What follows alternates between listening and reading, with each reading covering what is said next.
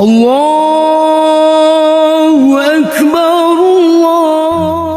Setelah 1 bulan penuh kita menjalani ibadah di bulan suci, maka kini tibalah di hari kemenangan yang kita nanti.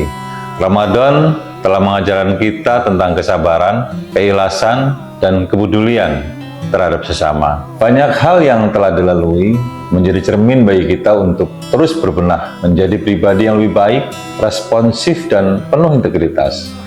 Kini saatnya membasuh diri dengan embun keikhlasan. Di hari yang fitri ini, marilah kita lembutkan khilaf menjadi maaf, serta ganti jarak menjadi rindu yang baru dalam jabat tangan persaudaraan.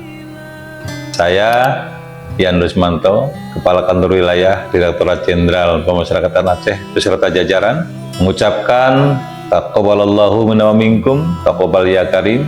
Selamat Hari Raya Idul Fitri 1447 Hijriah, minal aidin wal faidin, mohon maaf lahir dan batin.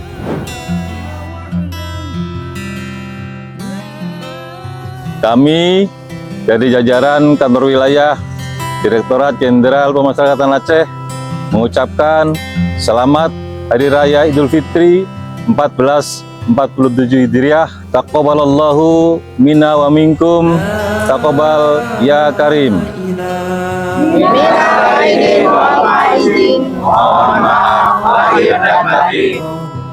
Allahu Akbar, walillahil hamd.